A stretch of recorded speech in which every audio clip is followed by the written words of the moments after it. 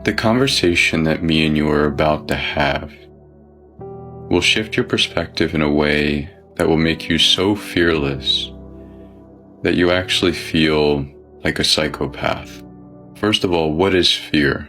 Fear is your mind anticipating an unideal outcome. That's all it is. So when you go into a job interview, or you're going to give a presentation in front of a group of people, or you're thinking about approaching someone that you find attractive, what happens? You become nervous, you start to sweat, your throat becomes dry, and those voices begin whispering to you, trying to convince you to back out. That fear that you are experiencing is your subconscious mind saying, what if we don't know the answer to a question? Or what if I stutter in the middle of my presentation? Or what if she thinks I'm weird and says no? But I want to make something very, very clear. Fear is not the problem. Perspective is your problem. The reason it's important to come to that realization is because if you spend all of your time confronting fear itself, you will be doing nothing but wasting your own time.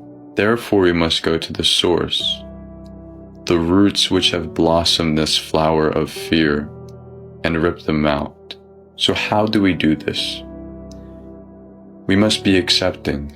Again, if the fear that you are experiencing is derived from anticipation of an unideal outcome, we must shift our perspective so that any outcome is ideal.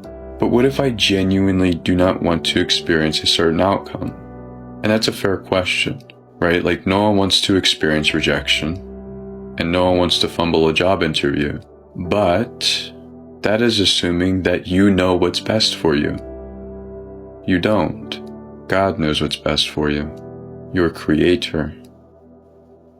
The being that put you here on this earth to fulfill a specific purpose for a specific reason.